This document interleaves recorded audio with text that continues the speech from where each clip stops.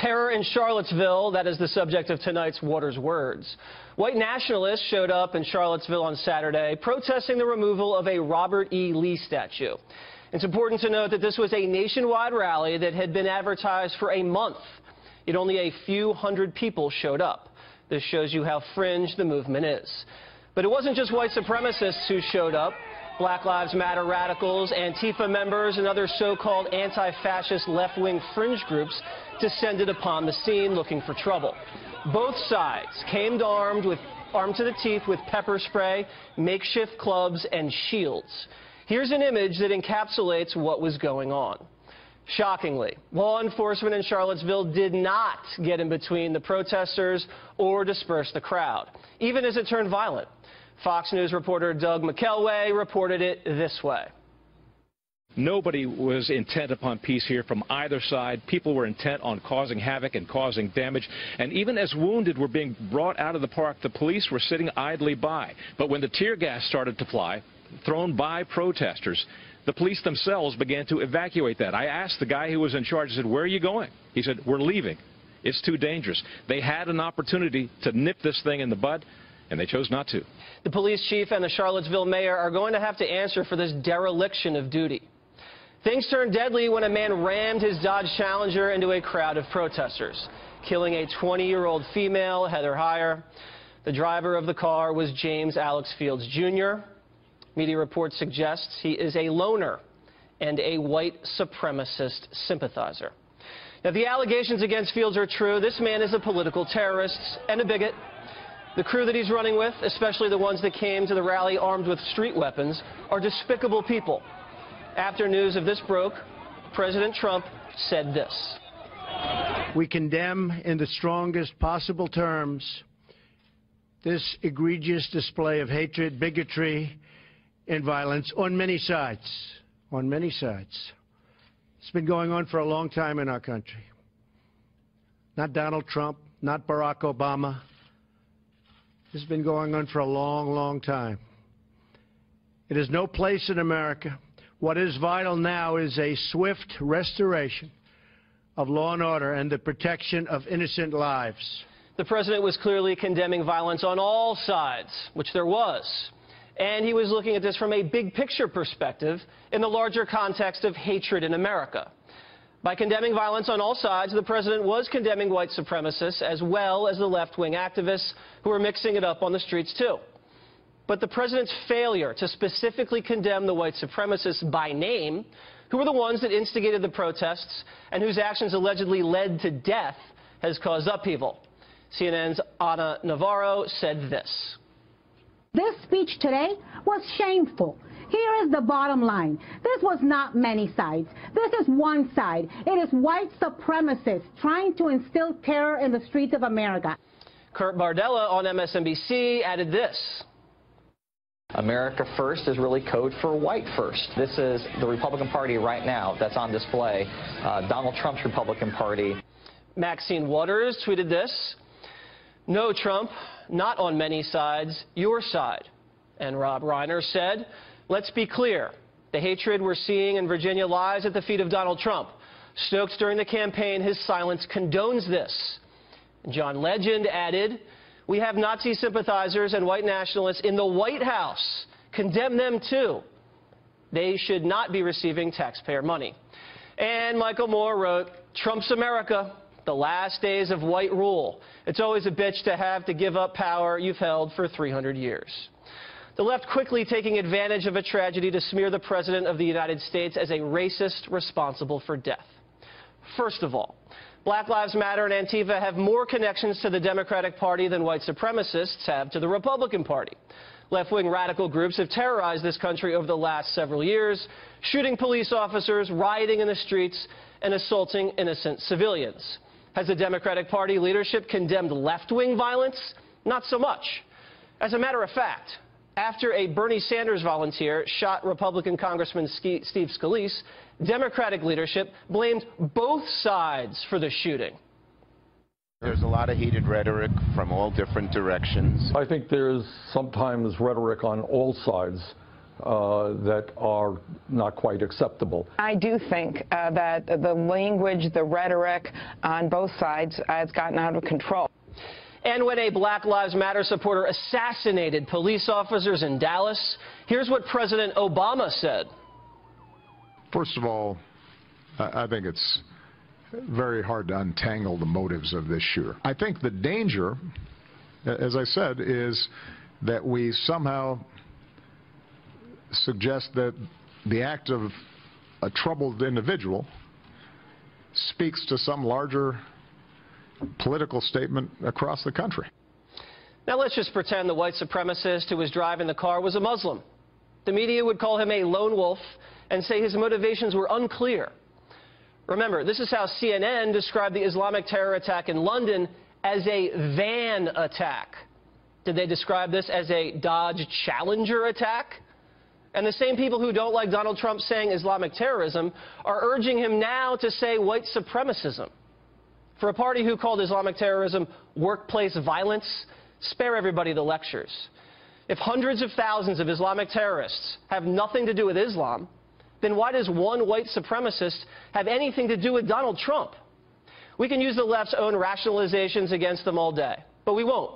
It's tedious to listen to both sides fight over which side hates Nazis more. What we saw in Charlottesville were fringe fanatics who don't represent this country. America is not a racist nation. It's time we stop acting like it is.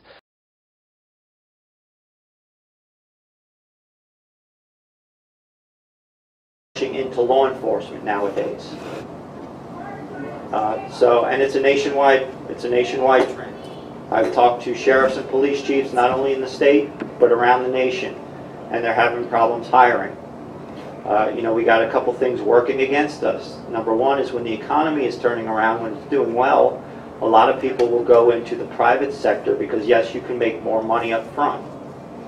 And then secondly, everybody knows the anti-law enforcement sentiment that's been going on. So a lot of people aren't rushing into this profession. So we have that growth that we're trying to really... Yes? Yes, I have two questions. Do you believe in free speech and the Constitution on your government-ran Facebook page? Mr. Sheets, you know why you were banned. We have rules. You did not follow the rules. All right. Anybody else? Yes, ma'am. I have an easy question. In Florida, can a consumer buy Narcan at a pharmacy? I know in other parts of the country they've allowed... I don't think you can yet in Florida, but I believe, if I remember correctly, there is a bill up in Tallahassee right now. So they're trying to get it passed. Thank you. So, yes. Sheriff, why was this citizen banned from your Facebook website? What's that all about? He didn't follow the rules. What rules did he break? They're posted on our Facebook page. You're more than welcome to read it. You wouldn't be able to Anybody share else? With us? You wouldn't be able to share with us? Yes, ma'am.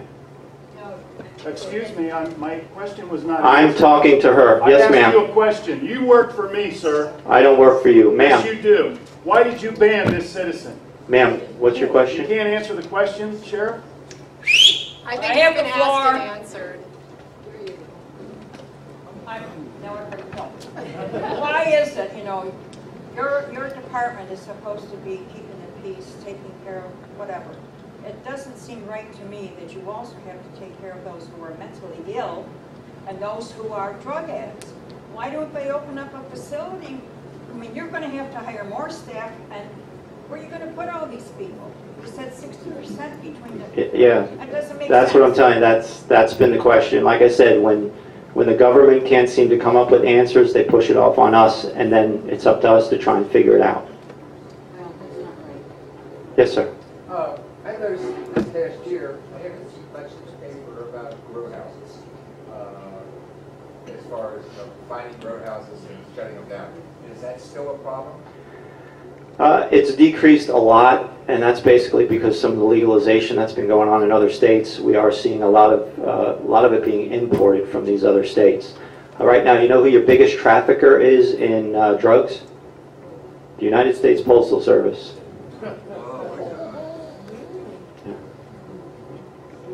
Just a follow-up question. What about meth? How do you find meth operations? Just a lot of good investigation. We get some tip work and all that stuff. So. Especially for building it. Yeah, they are very explosive. You got to be very careful with them. We do have some people on our staff that are specially trained to take them apart because they are very, very explosive. Ma'am, you had a question? Oh yeah, to follow up on this immigration situation.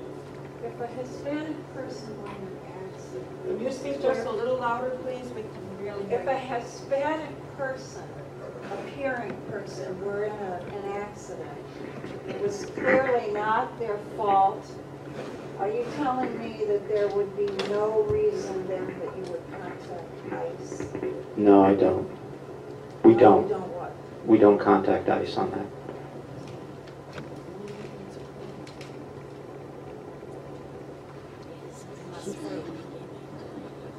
But I'll talk to you after. Okay. Because remember, right now we don't have the, it's the federal government's responsibility, and also they have jurisdiction over immigration. We as local law enforcement do not. So when we take somebody in on a local crime, local charges, we have custody of them and we will notify ICE. But yeah, I'll talk to you afterwards because I don't know what you're talking about. Sheriff, I'd like to ask you another question. No, sir. Anybody else? My family and members of this crowd have went to war defending freedom and the right to And I thank you for your service. Yes, We'd ma'am. like you to answer the question. My husband and I are snowbirds, and we're down here 6, 7, 8 months. We love it here, and we're very grateful to have a police station right in Inglewood. Anyway, we're over in Rotunda, on Rotunda Circle, and we noticed last year, I think the speed limits were like 30, and now we came back this year, and I can't remember. Just when they were changed to 35, so now it's 35. Yeah, that is up to the county. They set the speed limits. We don't. They usually come out and they have their engineers do studies with traffic and speed, and then they determine the proper speed. Because I also notice on Boundary they lowered the speed limit. Yes, that used to be 45.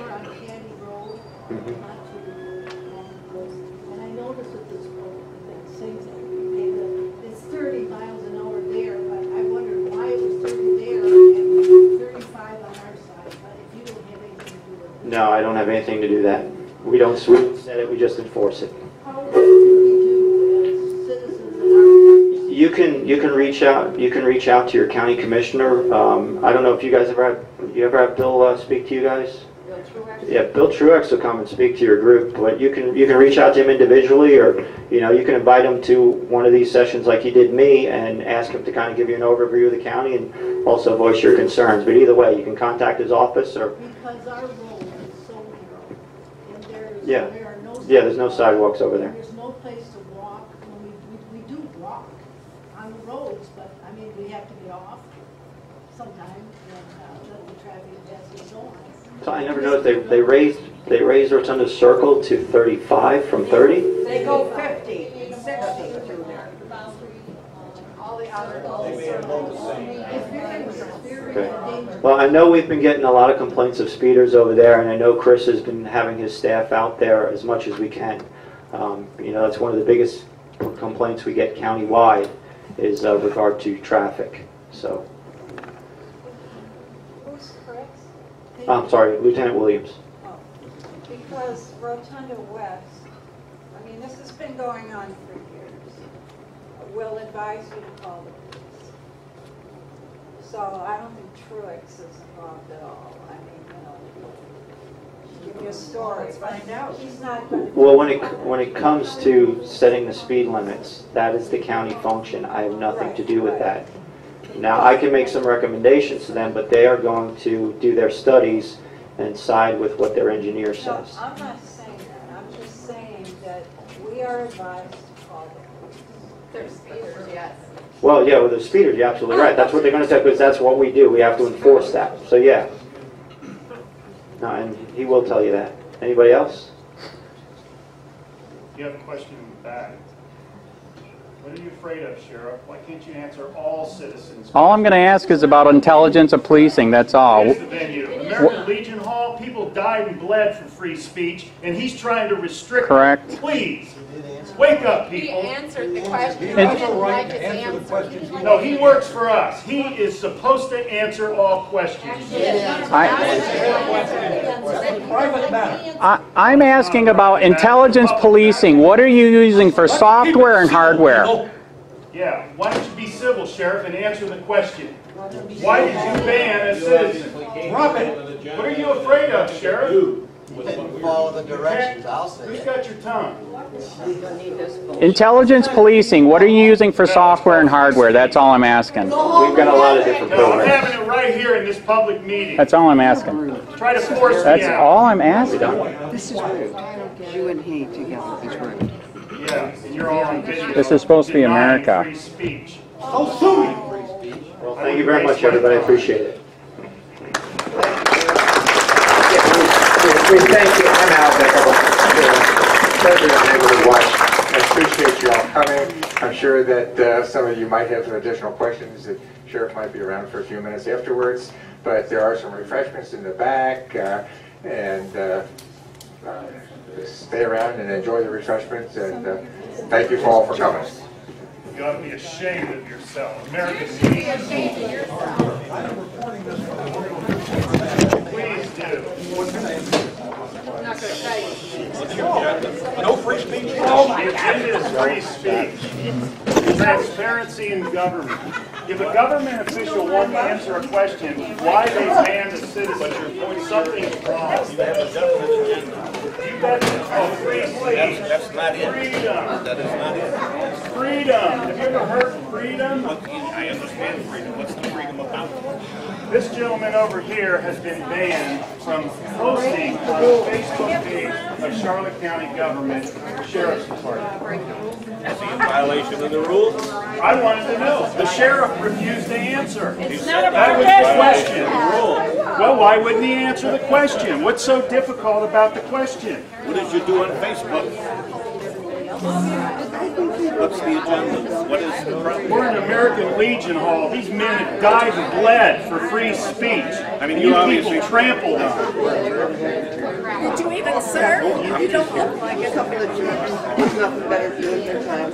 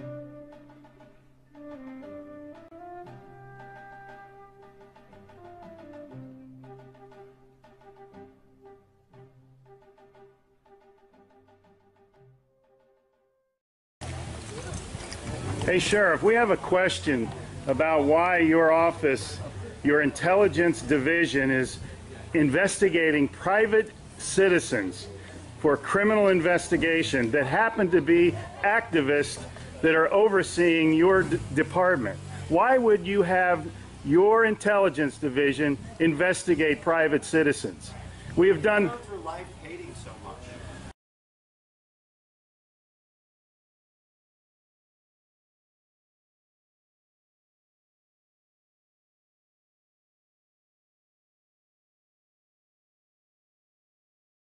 Sir, we don't hate anyone. We love freedom and we love American people.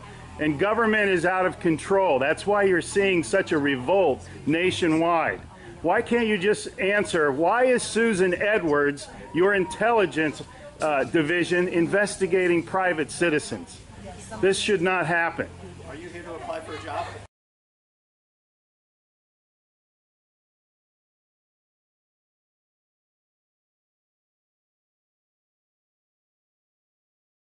Possibly I might be applying for a job, but that's irrelevant to my question. Why would you ask that question? Well, enjoy the fair. Okay. Excuse me. Excuse you? Excuse me, sir. So those of you that haven't Wow. been on a bike before, we're Sheriff's getting a little too pushy. Is You the work first for part. us, Sheriff. Just keep that in mind. At one time we respected you, but not with that type of attitude.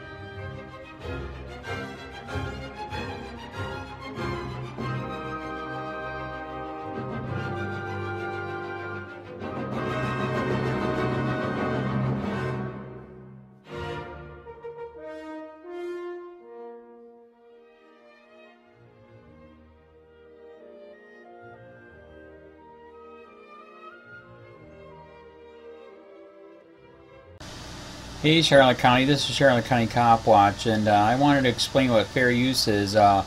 You can use pieces of news articles if you're doing it for news reporting, you have commentary, and you're doing it for education purposes. So that's what fair use is, as you can see right here. Another reason why I wanted to make this video is to let you know I have just joined with Patreon. A nice thing with Patreon, I make no money on YouTube. They took the money away years ago, and so this is another way to give, and it's a nice thing too because you can give monthly.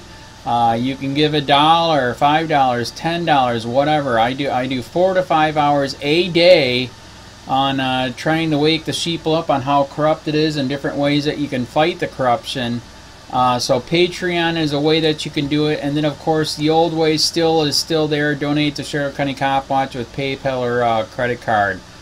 So keep that in mind. 4 to 5 hours a day. I make no money, but the corruption happened to me and I'm sick of it, so I'm trying to wake people up. But my wife would love it if some, if we could get some help out there. There's 47,000 subscribers. Just think if each one of you subscribers just gave a, let's say, actually, yes, $1 a month. 47,000 subscribers gave $1 a month. That would be awesome. That's not going to happen. But anyways, that would be great if it did happen. But, do the math in your head. Just think about it. Like I said, 4 to 5 hours a day. I get no money from YouTube. YouTube has gone nuts. You can't do anything anymore. They're taking the money away everywhere. So these are a couple different ways that you can still help out with all this time that I put in. And as you know, I'm in a special situation where, at least I can do it. 4 to 5 hours a day. We have a cleaning company during the day. That's what allows me to do this, and we're debt-free. So this is my hobby. I don't go fishing and all that other crap. I try to save the world. So help me out to make the wife happy, man. In fact, if you guys did give $1 a day, and there was 47,000 of you, and you did it, and each of you gave $1, and that was every month. Oh my God, yes, I could quit. I could start suing them. Another idea too that we have is, you know, if I got, you know, some funds, we could actually contact everyone that has been ticketed and or arrested and put in jail and start sending them postcards to let them know we're here, and to see if everything went all right, and if it didn't, find out their story. So we could even do more investigations and more lawsuits. Lawsuits take money. So just think about that. You know, 47,000 of you so far right now. You know, $1 a day. I mean, $1 a month on Patreon, or $5 a month Patreon, 10, 20, whatever. Just do the math in your head. Help out. This is a lot of work every single day. Thanks.